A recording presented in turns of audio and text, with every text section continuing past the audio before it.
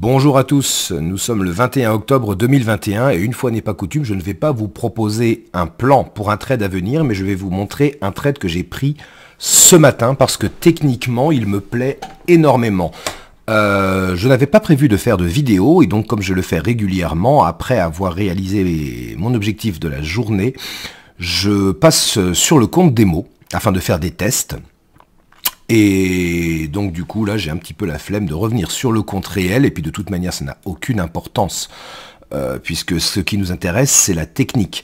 Donc je vais vous montrer comment j'ai raisonné, comment j'ai établi mon plan de trading ce matin et comment je suis entré en position sur ce compte démo. Ce que j'avais vu en priorité, vous voyez, avant tout, vous voyez, je démarre à l'hebdo même. Même pour trader sur du 1 minute, je regarde l'hebdo et j'avais repéré Kijun et Tenkan hebdo en support. En daily, je vais aller assez vite. En daily, ce que je voyais, pour ceux qui me suivent sur Twitter, j'en ai beaucoup parlé hier, c'est que la zone 530 ici, vous voyez, 530, 540, a repoussé les prix hier. On voit la bougie daily hier ici. On la voit, là, cette bougie a été repoussée par cette zone de prix qui se trouve être aussi la SSB pour les prix alignés à un plat Kijun passé. Ce qui veut donc dire que nous avons niveau de prix, plat Kijun passé, SSB au contact direct. Les prix ont été bloqués dans cette bougie toupie quelque part puisque une mèche haute et une mèche basse équivalente avec un petit corps montrent une totale indécision. J'avais donc cette SSB, cette zone, on va dire 530, que je vais appeler comme ça, cette zone 530 en résistance majeure et j'avais cette Kijun hebdo en support important avec quelques niveaux intermédiaires, bien évidemment, entre autres cette zone de prix, mais passons, ce n'est pas l'objet pour le moment. En H4, il fallait se poser les bonnes questions. Ce n'était pas évident parce que dans la nuit, vous voyez, on voit hier la réaction. Les prix sont venus tester hier matin de 8h à midi cette fameuse zone 530 et ont été repoussés sur la Kijun H4, sont repartis à la hausse, mais ont hésité. Et dans la nuit, dans la bougie de 4h à 8h, avalement baissier énorme qui ne nous incitait pas vraiment à acheter avec la cassure de Kijun et Tenkan. Je ne suis pas un spécialiste de la formation de M. Khalid El-Bouzidi, mais je pense que ça ressemble très très fortement à une katana. Alors certes avec un Kumo orienté haussier, mais sous résistance d'une tendance supérieure. Donc pour moi il y avait un beau signal baissier. La Chikou était passée sous les prix, et on peut voir que cette bougie avait cassé les deux zones de prix, vous voyez H4 ici, et daily ici, la zone H4, pour ceux que ça intéresse, comment je l'avais tracé, cette zone H4, et bien j'avais simplement pris les deux mèches, vous voyez, du 30 septembre, les deux bougies du matin du 30 septembre, j'ai simplement tracé cette mèche, cette zone entre ces deux mèches. Et on voit que cette zone est particulièrement pertinente depuis que les prix sont revenus, c'est-à-dire depuis mi-octobre. Donc ce matin, à 8h, on n'avait pas vraiment envie d'acheter. En H1, les prix, vous voyez, à 8h ont ouvert juste en bas de ce range H1.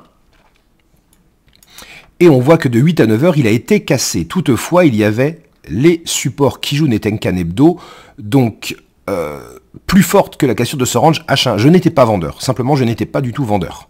Tant qu'on était au-dessus de ces niveaux-là, je n'étais pas vendeur, même si le range H1 était cassé. Je vais aller extrêmement vite sur le M15 et le M5, puisqu'on voit que 8h, vous voyez, il y a eu un petit pullback sur la Tenkan qui a repoussé les prix sur cette fameuse Kijun Tenkan hebdo. En M5, pardonnez-moi, j'ai le hockey. En M5, on retrouve, vous voyez, le pullback Doji à 8h10 en M5 sous la Kijun qui a repoussé les prix et arrive 9h. 9h, un sublime marteau, vous voyez, qui passe en dessous Kijun et Tenkan hebdo, et qui casse la Tenkan M5 à la hausse. On avait ici un magnifique signal acheteur. Certes, contre-tendance, mais sur une zone particulièrement, vous voyez, importante de support. Je suis rentré en 1 minute. Donc je suis rentré même avant la clôture de ce marteau, même si je l'avais sous les yeux, bien évidemment. Voilà. Donc on voit la descente. Alors vous voyez, bon, j'ai vendu ce petit-là. Cet avalement baissier, je l'ai vendu également, mais ça, on s'en moque, ce n'est pas l'objet de cette vidéo. On voit donc les prix sont passés Kijun Tenkan à 9 heures pile, descente, on a une réaction, mais sans un vrai champ de retournement. Là, on remonte, et là, principalement, puisque je vous rappelle que j'avais cette vision de pullback, cassure de la Kijun 1 minute. La Chikou était libre à ce moment-là, même si on savait qu'il allait y avoir toutes les résistances à casser. J'ai donc acheté à la clôture de cette bougie à 9h03, comme je le montre sur la flèche. Dès que les prix sont montés et ont atteint, vous voyez, la Kijun M5, j'ai sécurisé mon trade. Donc, voilà, j'étais serein. La Kijun M5 étant la première résistance, hein. J'avais déjà acheté ce matin et la Kijun M5 m'avait fait sortir flat. Un peu plus tôt, hein, le matin. Donc, arrivé à son contact, j'ai sécurisé mon trade. Et comme je l'ai expliqué sur le Twitter, les prix ont cassé la Kijun M5 et sont venus taper la Kijun M15.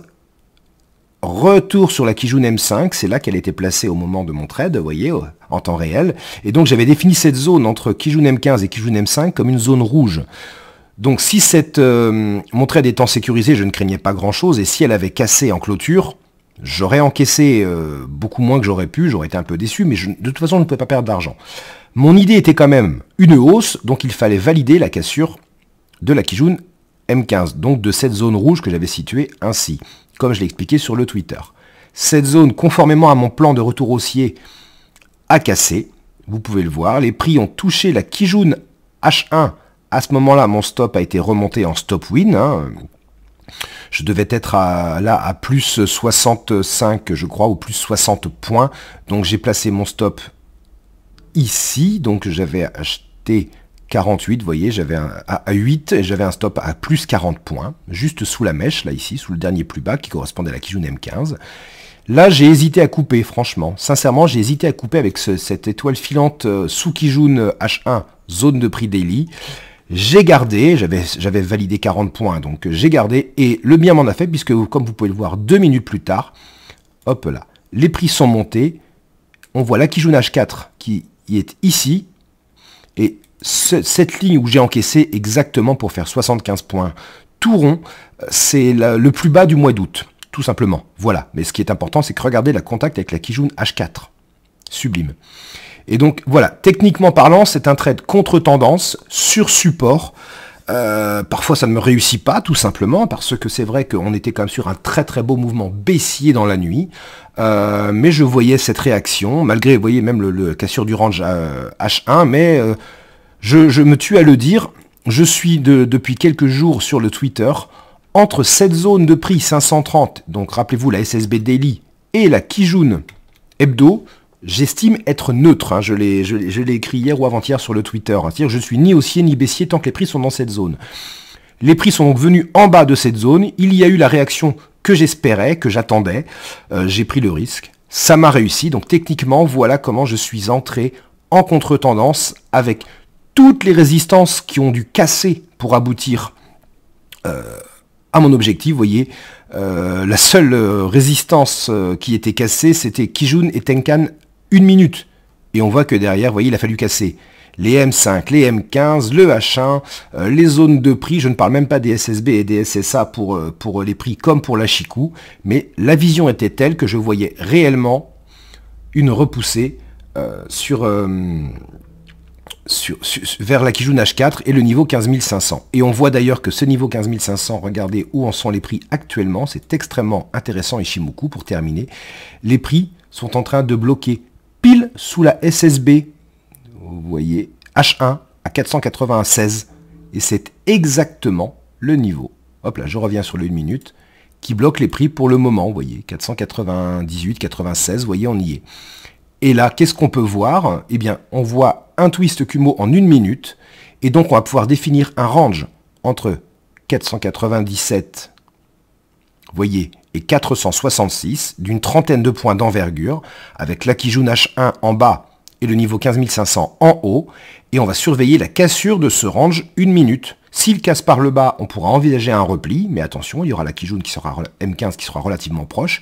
Et si on casse par le haut la zone des 15 500, eh bien nous savons que nous avons les 530 avec cette SSB Daily que nous avons invoqué tout à l'heure en objectif suivant et je reprends après les plans. Mais bon, ce n'est pas l'objectif de la journée de vous exposer un plan. Je voulais juste vous partager ce trade qui me fait extrêmement plaisir, qui techniquement était particulièrement conforme à ma façon de trader, qui n'est rien d'autre que ma façon de trader. Ce n'est ni une leçon, ni une règle absolue. C'est comme ça que je le vois. Parfois je me plante, parfois ça me réussit.